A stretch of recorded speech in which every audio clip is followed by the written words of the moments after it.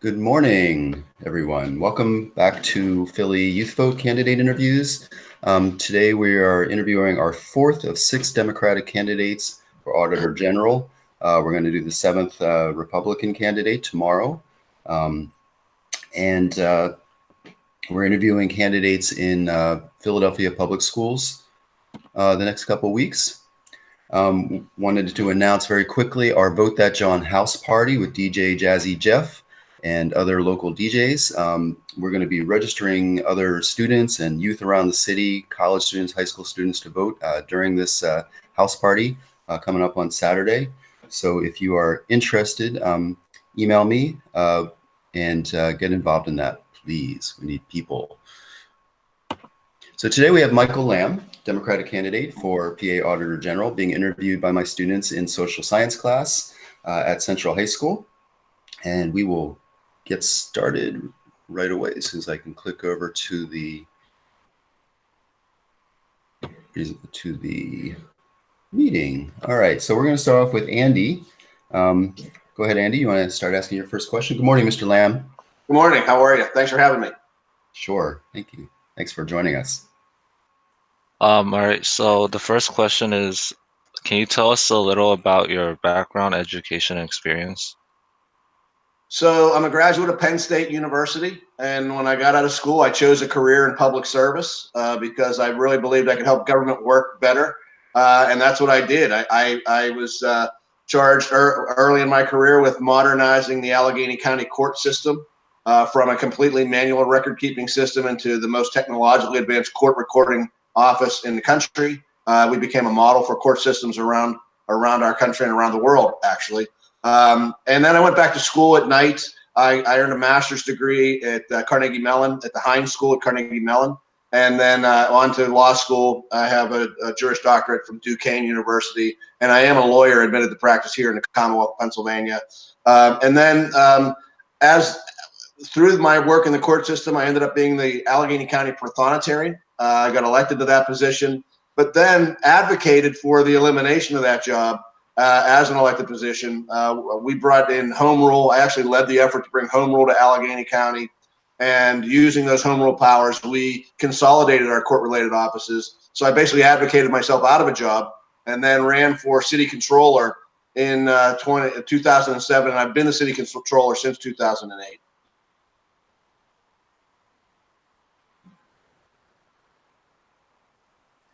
Good morning. My name is Zoe. Can you please describe the responsibilities of an Auditor General and why you chose to run for this position? So primarily, the Auditor General is really the first line of defense for taxpayers against public corruption, against waste, against fraud. So typically what you're doing is you're watching over the spending. If you think about state government, like any government, a system of checks and balances, where the legislature is passing legislation and the governor is implementing that legislation. The Auditor General is basically testing how well we're doing. So we're watching the spending, making sure that the various appropriations get to where they're supposed to go, make sure there's not waste, fraud, abuse of those tax dollars. It's very similar to the job that I have right now for the city of Pittsburgh, really being that first line of defense against fraud and against public corruption. And I think when you think about the Auditor General's office, what I think I bring to that is here in Pittsburgh, I've developed a number of tools of transparency where, things like Open Book Pittsburgh, which is a searchable database of all the city's contractual relationships. We have Fiscal Focus Pittsburgh, which is a visualization tool of our city's budget. So you can see it in real time, spending and revenues in real time in our budget in a given year, or you can trend it out over years. It's a very good tool for people to use. The Watchdog app is something we've created to allow citizens to engage with us on things they see. Maybe they see something they're questioning why that happens in our city. We're able to do that. And then the popular annual financial report is basically a layman's version of all of the accounting-heavy reports that we do. And so it's a citizen-friendly way of explaining where we are financially. And what I really want to do is bring these kind of tools to the Auditor General's office. These tools of transparency, these tools of open government will really allow people within the Commonwealth to engage with us and really help them to better understand what the finances are. As I said, our job is to watch the spending. You think about the treasurer who watches the money coming in, we watch the money going out. And again, it's part of that whole system of checks and balances that we have here in our Commonwealth. Thank you. I'm actually attending the University of Pittsburgh in the fall, so. Oh, well, you'll love it. It's a fantastic place. My father worked at Pitt for a long time, and when it came time for me to go to school, I would have gone to Pitt, except for the fact that my father was working there. So I went to Penn State. So you'll love it at Pitt. Thank you. Good morning. My name is Skyla, and my question is, what can you do to ensure that as a city and state, we are ready for round 2 of COVID-19 or any other illness or disaster with similar closures like we are currently facing? I think this is a really good and timely question, for the auditor, especially for our next Auditor General. As I said, the Auditor General, the main function of that office is to be that first line of defense against public corruption. And at times of crisis, that's when there's an opportunity for fraud. And so you want to have systems in place and controls in place to protect from that. So there are a couple of things that they need to do. First off, there has to be an effort put forth to monitor spending. Any stimulus spending that comes to our Commonwealth, to make sure that it gets to its intended purpose. And while the auditor's job is always sort of a back end job, it's sort of you're looking at what happened. In situations like this, you've got to be a little more proactive. You've got to watch the spending right from the beginning. So watching invoices, making sure that money is going where it's supposed to go. Here in the city of Pittsburgh, in 2008, I took over here when the city was near bankrupt, when we were in the middle of a worldwide financial crisis.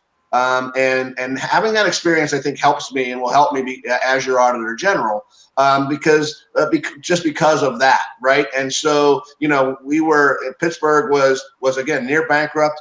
Our pension fund was drastically underfunded. Our long-term debt was over $1 billion. But because of solid financial recommendations that I and my office made early on in that process, particularly with respect to how we fund our legacy costs, we really helped put Pittsburgh back on a more sound financial future.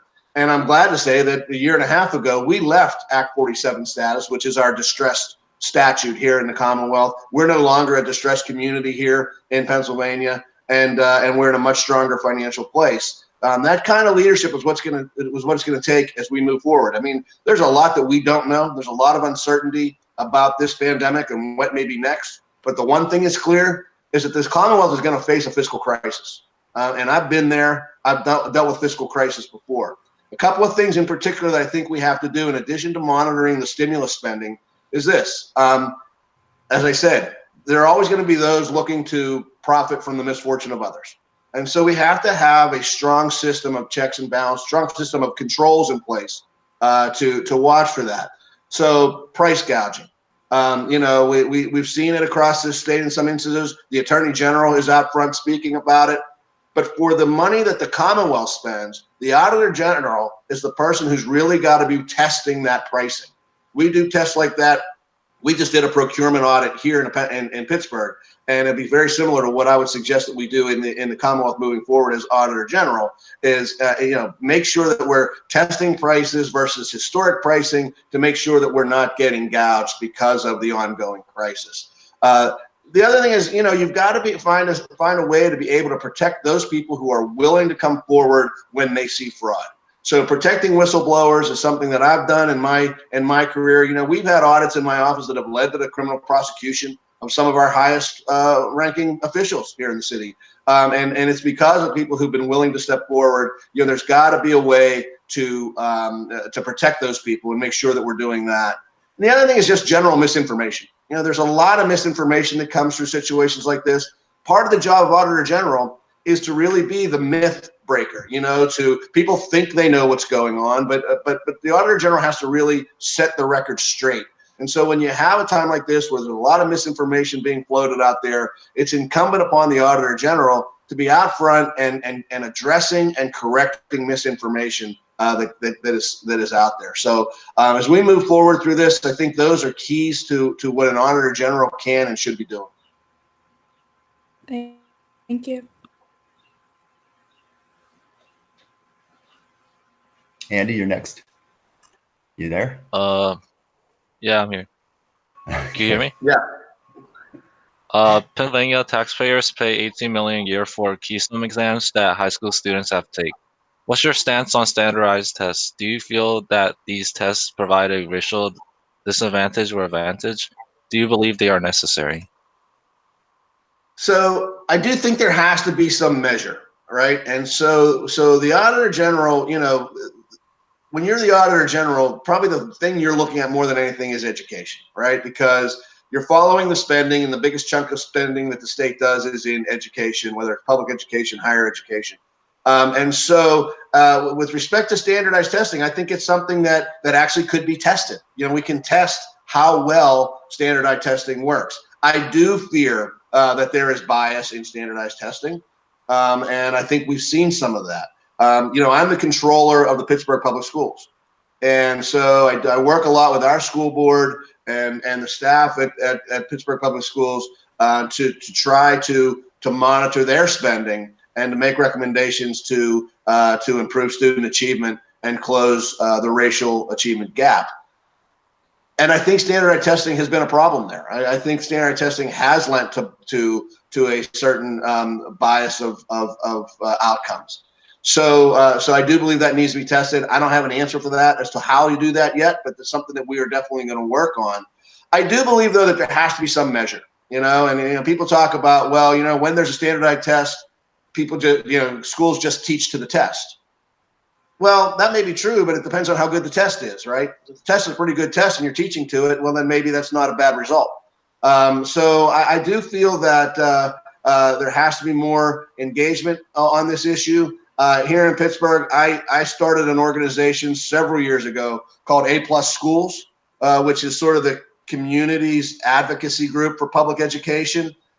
We took a look early on at the issue of standardized testing. And one of the areas where we tried to focus was on improving the quality of out-of-school time. So we looked at things of after-school time, summer programming, before school time. Now that we have this new metric, this new reality of teaching from home and being at home, I think it'd be an interesting study to see how we deal with out-of-school time in this situation. But I do think there has to be an effort that in all of these programs that take into consideration what the curriculum of the various school is, whether it's in your out-of-school programming at a rec center or at a program, whether it's over summer program, any of the programs that we fund, I think have to take into account what the current curricula is and help along with that curriculum. I think those are your higher level programs. But again, as far as testing, I think there's got to be something. I think we could do better, and hopefully we'll be able to take a look at that when I'm Auditor General. Thank you. Thank you. How important is student safety in the communities they go to school in? How would you go about making communities safer for students who perhaps walk or bike to school? Yeah, I mean that's a great question, and it's something that we deal with here every day. When kids are in school, they sort of become the responsibility of the school district and the Board of Education. But when they're out of school, obviously it's the city's job to keep them safe. My feeling is it's the city's job to keep them safe all the time. When you create a government, in our case, a city government, the number one goal and everything that you focus on really should be focused on two things. One is keeping people safe, and the other is keeping the city clean, right? And so keeping people safe is number one. In our city, the vast majority of our budget is spent on public safety and keeping people safe. And so protecting kids in their out of school time is something that we focus a lot of attention on. I don't know that the school zone system has worked that well. I think it has worked to limit drug trafficking around schools. but I don't know that it's done enough to keep students safe. I do think that what we've done with addressing out-of-school programming and raising the quality of that out-of-school experience has been helpful.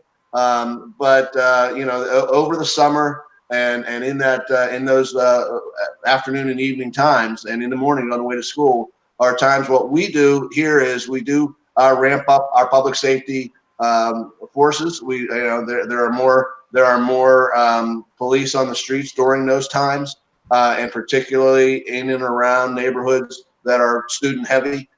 So that's one of the things we do. I think what we can do as Auditor General again is we follow state funding, and there are a lot of there are COPS grants, there are public safety funds with respect to school police departments, and with respect to limitation on weapons and those kind of things. So I think auditing those programs is key, making recommendations to make sure that the focus is on student safety. Those are the kind of things I think we would do. Thank you. Hello, good morning. Good My morning. question is, what will you do to provide more resources for students' mental health? So that's a really good question and an absolute need. I'm not sure about your school, but a lot of most of the schools here in the city of Pittsburgh do have a social work component and an element. There are staff on hand at these schools to help students. And then the programs that are provided to the staff, the employee assistance programs are available. I don't know that they're used as much as they should be, but they're certainly available. And there's probably some promotion of those kind of programs that should be done.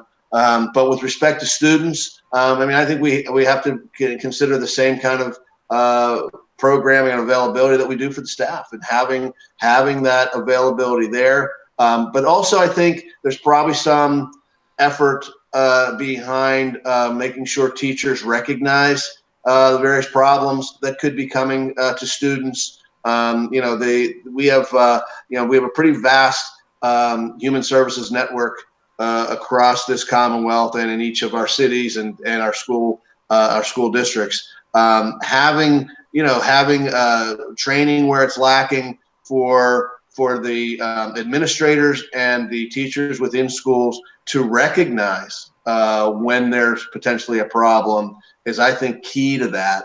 And I know some of that training goes on, but I think it could be stronger. Thank you. I have another question.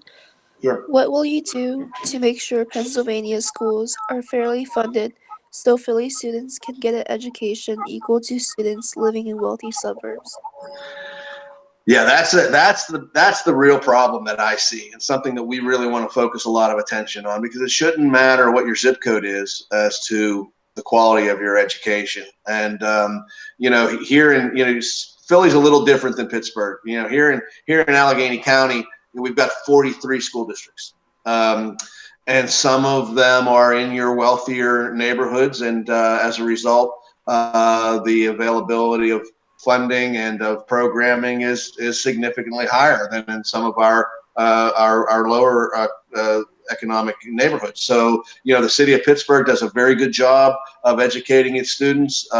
We are the biggest district here in Allegheny County, but our funding sources limit us on what we're able to do, and so there's got to be a way that the state funding formula can reflect what the local contribution is, and those that don't have the economic means to make that local contribution, that is supplemented by the state funding formula.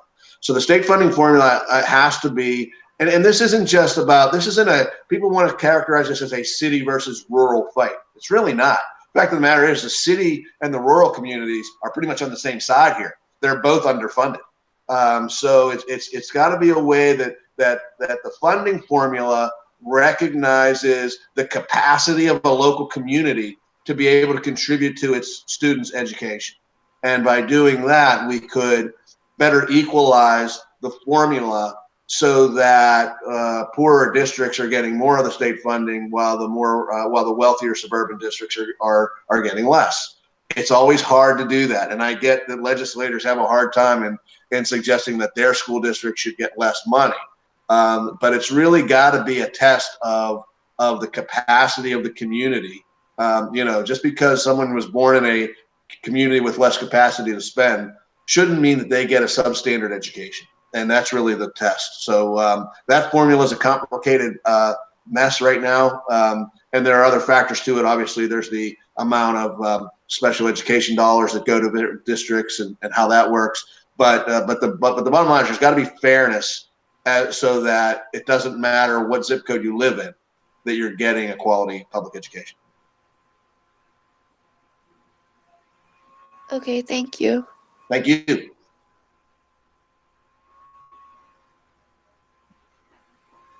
Okay, Zoe, you're going to wrap. Yep. Yeah. What is a fun fact about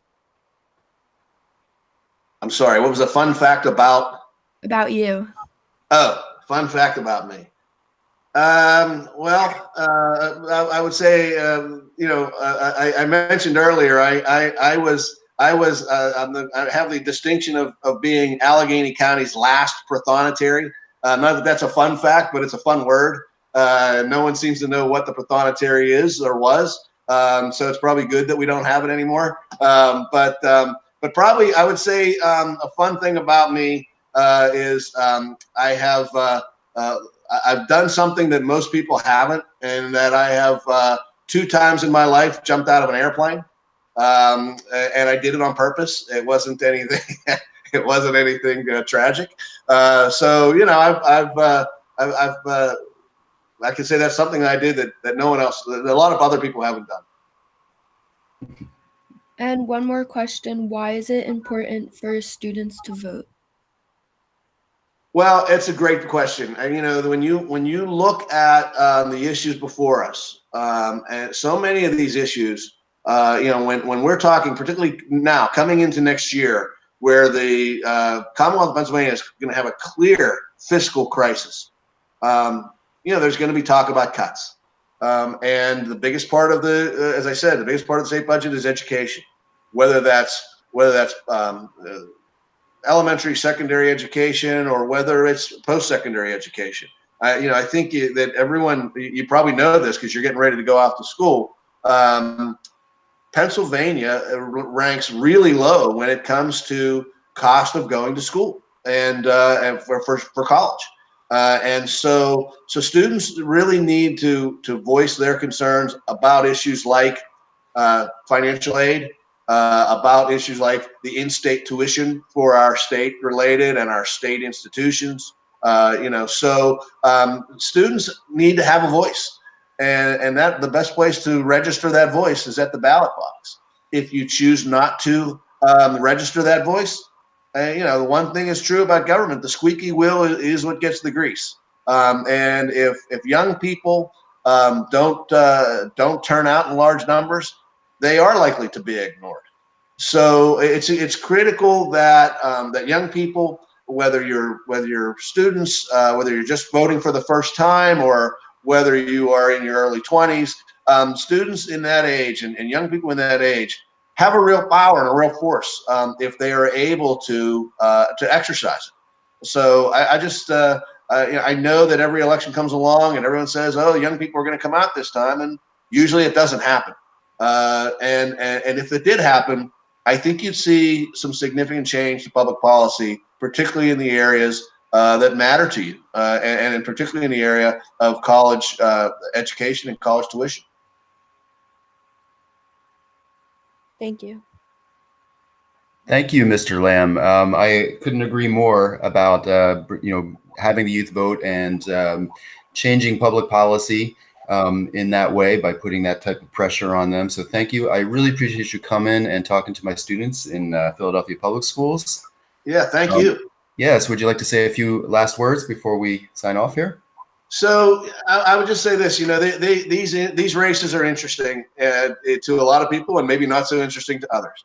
The Auditor General is one of those races that, while it is a statewide position, tends to not get a lot of attention. And now you've got a race where you've got 6 candidates on the Democratic side and 1 on the Republican side. And I'm sure that you're going to hear from them. And I think when you think about your vote, you got to think about candidates who have experience to do this job. I've been doing a job very similar to this for the last 12 years, and my career before that has really led to a job like this. And so, I've told people, I told you early on that when I got out of school, I chose a career in public service. I didn't know then I was going to run for Auditor General someday. But when I look back at the things I've done, my education and my career, everything I've done has led to a job like this one. And so that's why I think I'm the most qualified person to do this job. And so I hope as you're considering your futures and what you're doing, I hope you will definitely get out and vote. And when you do, I hope you'll consider me.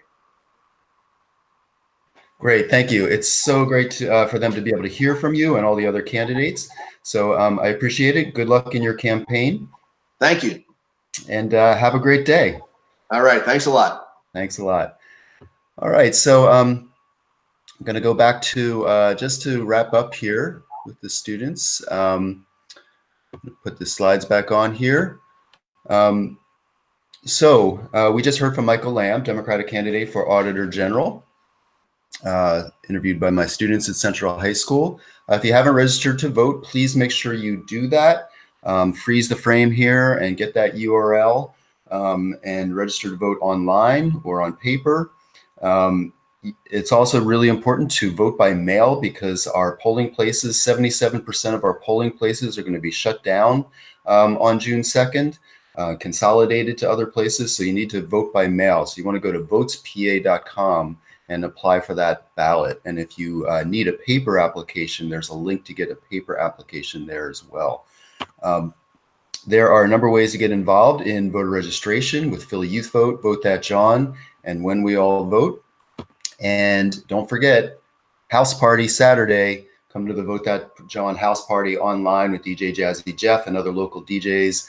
And let's register as many people to vote as possible. So everyone have a great day and stay tuned for our the rest of the Auditor General candidates. Thanks a lot.